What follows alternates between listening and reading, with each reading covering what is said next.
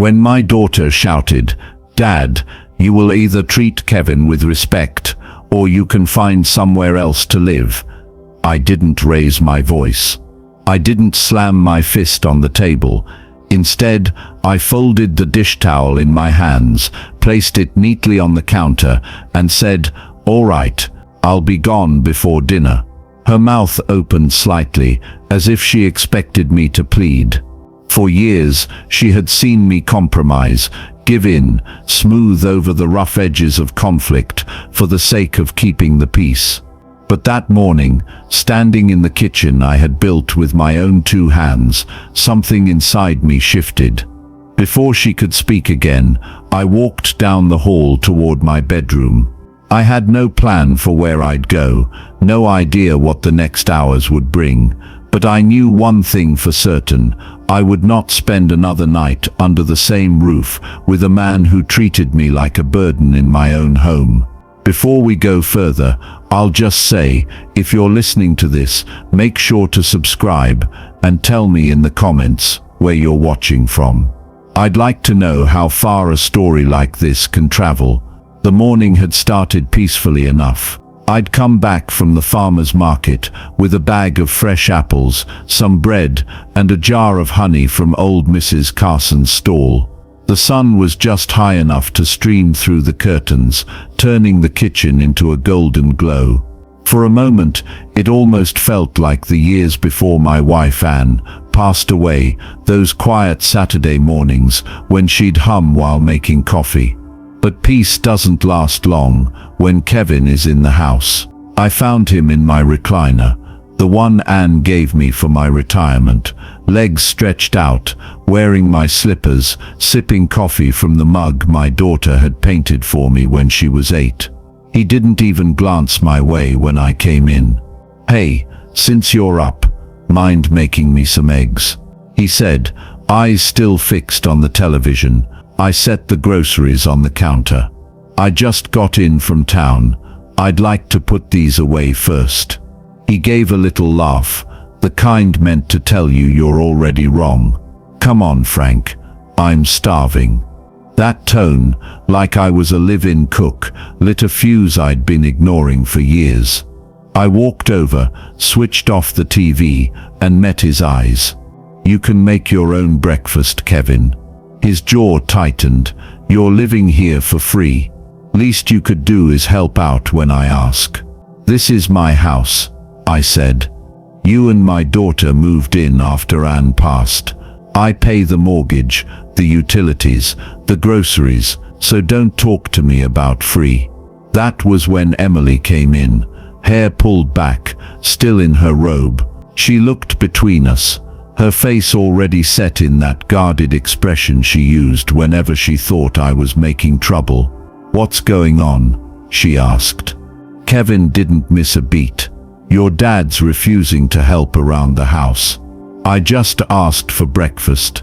Emily sighed like she'd been through this 100 times. "Dad, can't you just do what Kevin asks? It's not worth fighting over." And then she said the line, the one that made me decide I was done: "Either treat Kevin with respect or leave." The room went quiet after my answer. No yelling, no slamming doors, just the sound of me pulling my old suitcase from the closet. I'd bought it with Anne for our trip to Maine years ago, and it had been gathering dust ever since. By the time I'd folded a few shirts and my shaving kit, they were whispering in the kitchen. Kevin's voice was sharp, Emily's more hesitant, but I didn't care enough to listen. I packed my medications, my watch, and the framed photo of Anne that had always sat on my nightstand. 10 minutes later, I wheeled the suitcase down the hall. They both looked up when they heard it rolling over the hardwood. "You're really leaving?" Emily asked, voice caught between disbelief and guilt. "I am," I said, "and you'll find out soon enough what that means." I walked out the front door without another word, the autumn air cool on my face. My old Ford started on the first try, and as I pulled out of the driveway, I didn't look back. Somewhere out there, I knew was a life where I didn't have to beg for respect in my own home. And starting today, I was going to find it. I didn't have a destination in mind when I left the driveway, but 30 minutes later, I found myself pulling into the lot of the Lakeside Inn, a small 2-story motel with peeling blue paint and a neon vacancy sign that flickered like it was struggling to stay alive.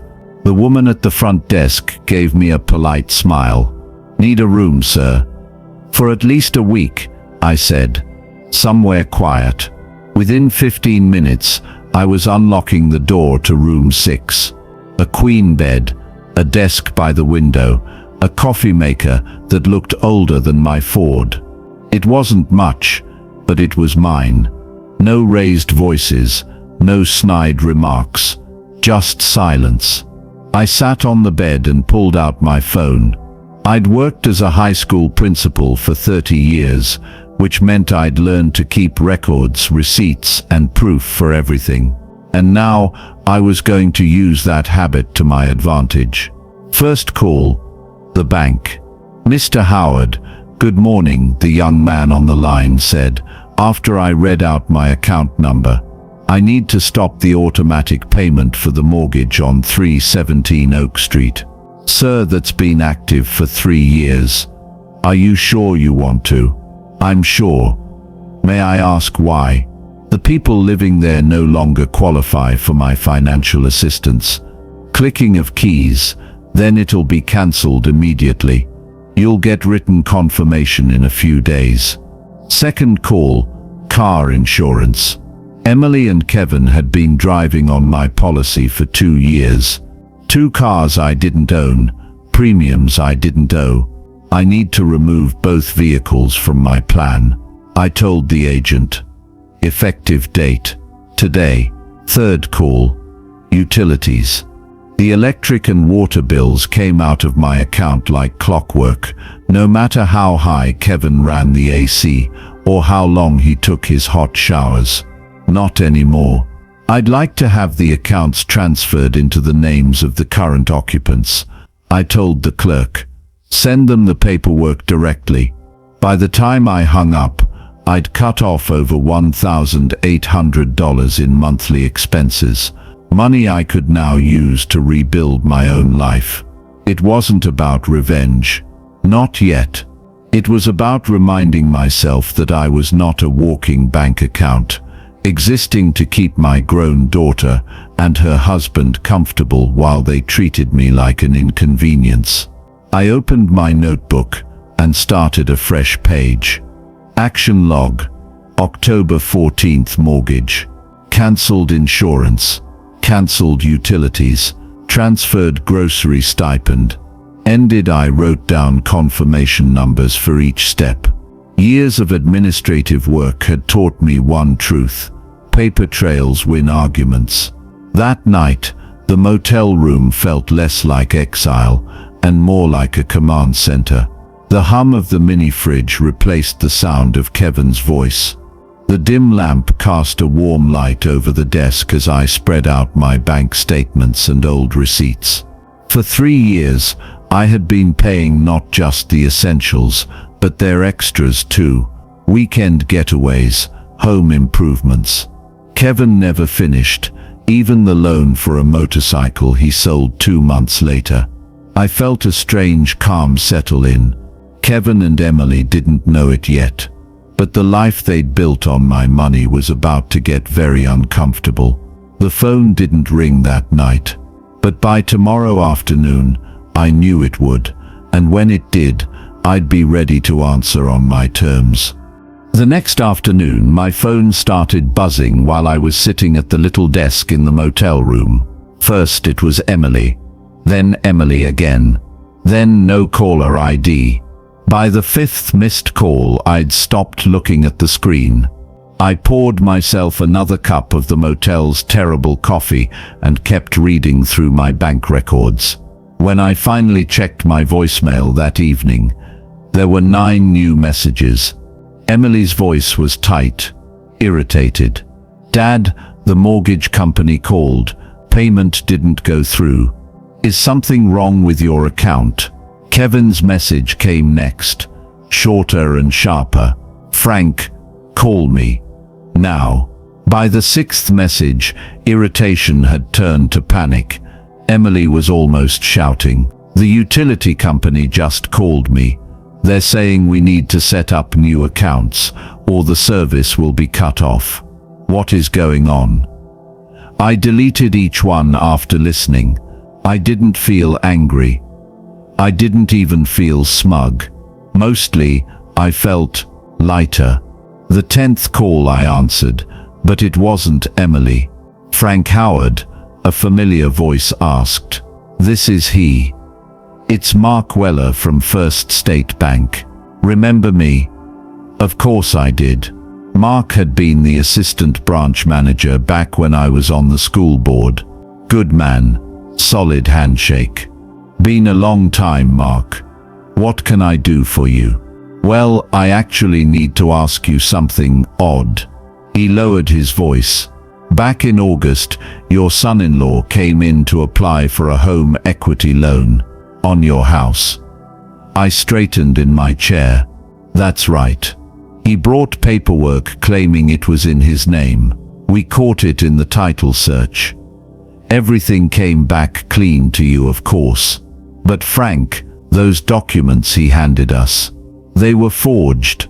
For a moment, all I could hear was the hum of the fridge. When was this?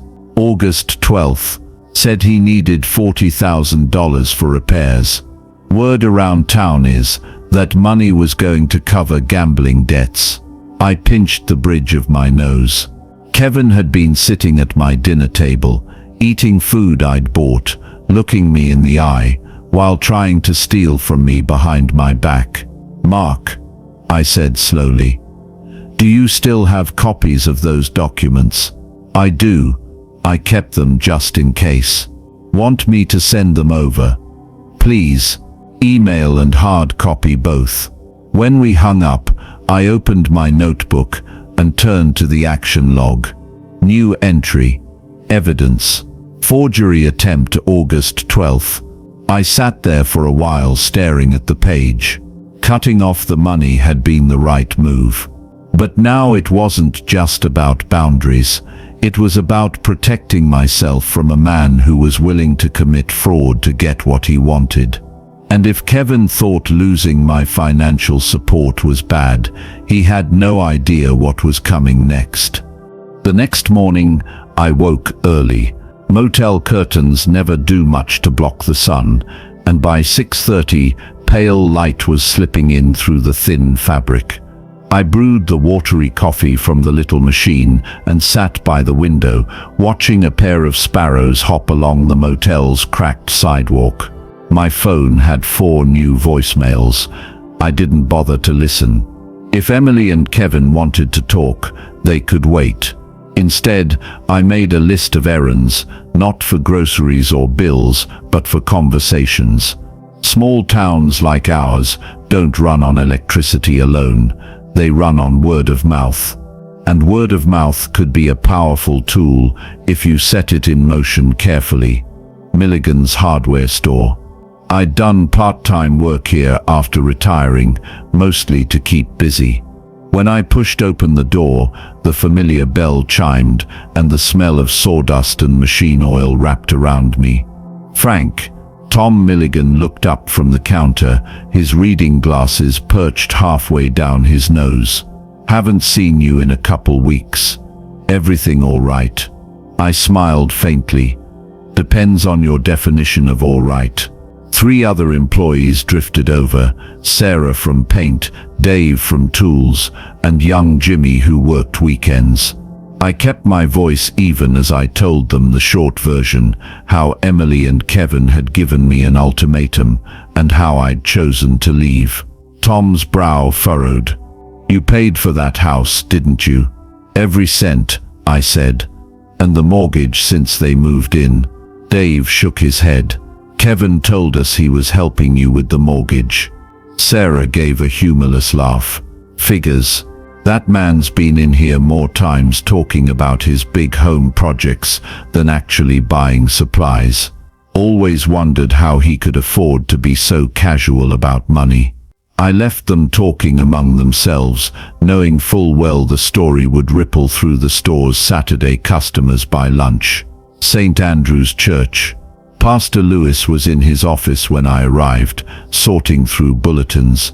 He greeted me warmly and gestured for me to sit. "I've heard there's been some trouble at home," he said gently. I told him the truth. Not the dramatized, half-empty version Kevin would be spreading, but the plain facts, the ultimatum, the financial support I'd provided for years, and the disrespect that ended it. He listened without interrupting, his hands folded on the desk. "Frank, I admire your patience, and I agree, boundaries are sometimes the most loving thing we can give our family." "That's not how they see it," I said. "They will eventually," he replied. "And until then, well, the community has a way of sorting out truth from fiction." Cooper's Cafe. The bell above the cafe door jingled as I stepped inside. The place was busy, retirees with newspapers, a few workmen in neon vests, and the regular coffee group by the window who seemed to know everyone's business. I ordered a black coffee and took the corner booth. It didn't take long for the whispers to start. "That's Frank Howard," I heard one woman murmur. "Isn't he the one whose son-in-law gave him the boot from his own house?" "Yes, and Frank paid for their wedding too." I kept my eyes on my coffee, but inside I could feel the momentum building. Stories grow in small towns like vines. Once planted, they spread in every direction. Henderson's grocery. I only needed a loaf of bread, but I pushed my cart slowly, letting the inevitable happen. Mrs. Henderson, who'd lived 2 doors down from me for 20 years, spotted me near the dairy aisle. "Frank, dear, I heard something awful," she said, lowering her voice but not enough to hide the edge of outrage. "Emily and Kevin told people you abandoned them, but I always thought you were the one keeping that household afloat." "You thought right," I said. "They just didn't expect me to stop." Her lips tightened. "Well, you won't be the villain in my version of events." By the time I left the store, I'd spoken with 2 other neighbors, each one promising to set the record straight. Walking back to my car, I realized how quickly the tide was turning. Kevin could spin whatever story he wanted, but lies don't last long in a place where half the town has known you since before you had gray hair. As I drove back to the motel, I passed the post office and saw Mark Weller, the banker who'd told me about Kevin's forged loan documents, chatting with 2 men by the steps. One of them caught my eye, frowned, and glanced toward Mark. Word was spreading, and with every retelling, Kevin's grip on his false narrative was slipping. That evening, I sat in my motel room with the window cracked, letting in the cool October air. My phone was lighting up with more calls from Emily, but I didn't answer. I knew this silence was driving them mad, and I knew it was only a matter of time before the real pressure, the kind measured in overdue notices and cold stares from neighbors, began to land squarely on Kevin's shoulders. 2 days later, I was walking down Main Street, heading back from the post office, when I heard a voice I knew all too well. Kevin's. He was standing outside the bank, talking loud enough for half the sidewalk to hear. A few people had gathered around him, not intentionally, but in a small town, noise like that pulls you in. And then he just cut us off, Kevin was saying, his hands flying in frustration. "After everything I've done for him, he's losing it. I swear, something's wrong in his head. You don't just kick your own family out over nothing." The moment he saw me, his volume went up another notch. "Here he is, the man who abandoned his own daughter." I walked right up to him, my voice calm but carrying enough to reach the people behind him. "Hello, Kevin. How's the $18,000 gambling debt going?" His mouth opened, but no words came out. The crowd went still. Detective Morrison tells me you've been a regular at Glacier Peaks Casino. Poker tables mostly. That's a lot of money to burn through when you're living in someone else's house rent-free. That's a lie, he stammered, color rushing to his face. I suppose the forged home equity loan application was a lie too, I asked, pulling my phone from my pocket. I've got a copy of the paperwork you handed to First State Bank in August, claiming my house was yours, signed in your name, with my property listed as collateral. They caught it in the title search. A murmur rippled through the small group. People were connecting dots they didn't even know they had. Kevin's voice dropped, trying to pull the conversation out of public earshot. You don't understand. No, Kevin. I understand perfectly. You thought you could keep me quiet, keep me paying, and no one would find out what you've really been doing. But now the truth's yours to carry. I didn't wait for a response. I turned and walked away, feeling the eyes of the crowd follow me. Kevin was still standing there, his hands twitching at his sides, but no one was leaning in to listen to him anymore. By the time I reached the end of the block, I knew the story would be halfway across town before I got back to the motel. In a place like this, once the truth starts moving, it's not something you can stop. The next 2 days were quiet. Too quiet. I didn't get any calls from Emily or Kevin, and for a moment I thought maybe they'd finally decided to back off. But men like Kevin don't fade away. They double down. It was late afternoon when Steve Brennan, the night manager at the motel, knocked on my door. Steve was ex-army, steady as a brick wall, and I'd never seen him look uneasy before. "Frank," he said, "your son-in-law's been here. He pulled into the parking lot about 20 minutes ago, didn't come inside, didn't say a word, just stood by his truck, looking up at your room for a good 5 minutes before driving off." My first instinct was to dismiss it as posturing, but something in Steve's voice told me this was more than that. "You've got cameras, right?" "Yeah," he said, "and I've already pulled the footage for you. You might want to hang on to it." The next morning, I took that USB drive to the police station and asked for Detective Morrison. He plugged it in, watched the footage, and leaned back in his chair. "This isn't casual," he said. "This is intimidation. And with the witnesses from the scene outside the bank the other day, we've got enough to file for a restraining order." "What does that actually give me?" I asked. "Legal protection.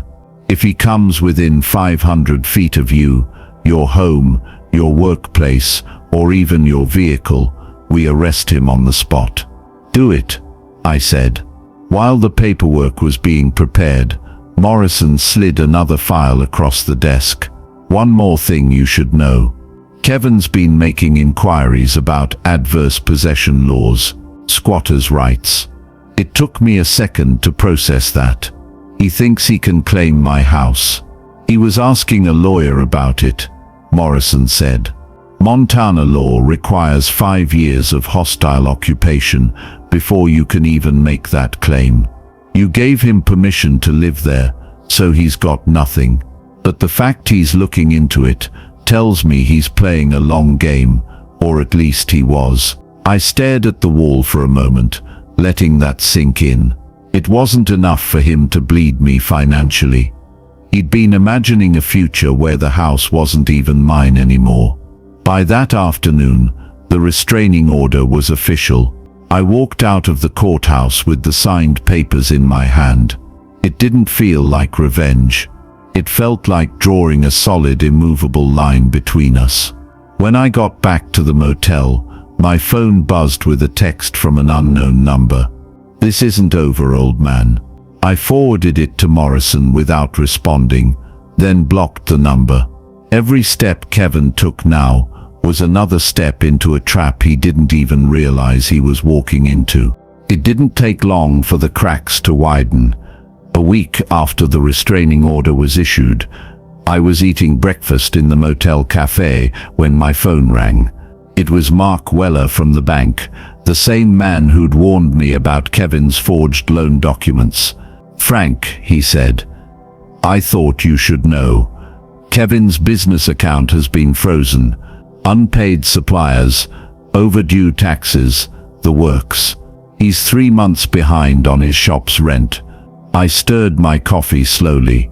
"I can't say I'm surprised." "That's not all," Mark added. "Creditors are calling. He used your name as a reference for one of the loans. I told them you cut ties months ago." Later that day, I stopped by Henderson's grocery for a few things. Mrs. Henderson leaned over the counter, lowering her voice. "Frank, I saw Emily yesterday. She looked tired, said she's been fielding phone calls all day from people Kevin owes money to. She didn't sound like she believed his version of things anymore." I just nodded. The less I said, the better. The story was telling itself now. By Thursday, it was all over town. Kevin's shop had closed without notice. The front window was papered over, a handwritten sign taped to the glass, "Closed for maintenance." Everyone knew what that meant. It wasn't maintenance. It was bankruptcy in disguise. Emily showed up at the motel that evening. She didn't knock like she was welcome. She knocked like she wasn't sure I'd open the door. I did. She hesitated, eyes red around the edges. I didn't know about the loans or the casino. "He told me we were fine, that you were just being difficult." I didn't say anything right away. I let the silence do its work. She swallowed hard. "I should have listened to you." I motioned for her to sit, but she shook her head. "I can't stay. I wanted to say I'm sorry." Then she left, walking quickly toward her car, like if she stopped moving, she might fall apart entirely.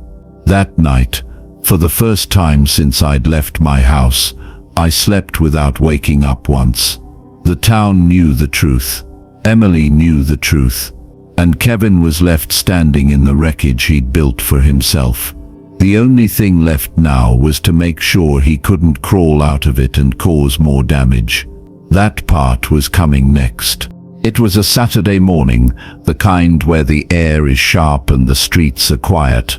I'd just stepped out of the cafe with a fresh cup of coffee when I saw a familiar truck parked half a block away. Kevin's truck. The restraining order was clear, 500 feet. He was well inside that. I didn't change my pace. I walked straight toward him. He stepped out, looking rough. His clothes were wrinkled, eyes sunken, jaw tight, like he hadn't slept in days. "This is your fault," he said. His voice cracked halfway through the sentence. "The shop, the bills, Emily, everything's falling apart because you couldn't just help." "I helped for 3 years," I said evenly. "I kept a roof over your head, food in your fridge, and the lights on. What I didn't do was sign over my life to your bad habits." He took a step closer. "You think you're better than me, you're not. You just got lucky."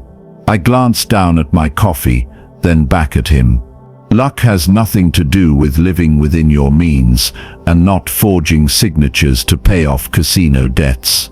That last line seemed to hit him hard. His face flushed, and for a moment I thought he might swing. Instead, he muttered something under his breath and started back toward his truck. That's when the 2 uniformed officers stepped out from behind a nearby SUV. "Kevin Thompson," one of them called out. "You're under arrest for violation of a restraining order." Kevin froze. "What?" "I'm just talking to him." The officer held up the paperwork. "You were warned. You approached within the restricted distance. That's a direct violation." They cuffed him right there on the sidewalk. As they led him to the cruiser, he turned to me. "This isn't over." I shook my head. It's over the second you decided your lies were worth more than your freedom. 2 days later, I stood on the porch of my house, holding a fresh set of keys. The locks had been changed.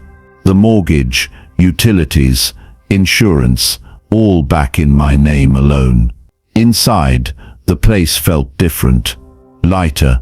No tension clinging to the walls, no sense of waiting for the next argument. Just quiet. I set a framed photo of Anne back on the mantel where it belonged. Kevin was facing fines, a possible fraud charge, and a bankruptcy case he couldn't dodge. Emily had moved in with a friend across town, away from the mess he'd made. And me, I finally had my home and my life back. A week after Kevin's arrest, the town had already moved on to the next piece of gossip. But for me, life had finally gone still, in the best way. I spent my mornings on the porch with coffee, watching the sun cut across the yard. The air felt different when you weren't bracing for someone else's chaos. Emily came by once. She stood on the porch, like she wasn't sure she belonged there anymore. "I'm staying with Claire for now," she said. "I've started looking for work. I don't know what comes next." "That's the thing about rock bottom," I told her. "It's solid, you can push off it and climb." She didn't stay long, but when she left, I noticed her shoulders weren't hunched the way they'd been before. Maybe she was finally starting to carry her own weight. As for Kevin, I didn't follow the details of his case closely. I didn't need to. The restraining order kept him far away, and his debts were now his problem alone. I had my house back, my peace back, and, maybe most importantly, my self-respect back. For years I'd thought loving my family meant never saying no. But sometimes love means holding the line, even when it's hard, even when it hurts. Because letting people drain you dry isn't kindness, it's surrender. If someone ever hands you an ultimatum meant to strip away your dignity, remember this: you're allowed to choose yourself. Life has a way of testing us in the places we least expect. Sometimes the hardest thing isn't standing up to strangers, it's standing up to the people we love when they've crossed the line. If you've ever been in a position where someone tried to take more than you could give, I hope my story reminds you that it's not selfish to protect yourself. It's not unloving to say no. And it's never too late to take your life back. If you were in my shoes, what would you have done? Let me know in the comments. I read every single one. And if this story meant something to you, share it with someone who needs to hear it, because you never know whose life might change when they realize they have the right to walk away.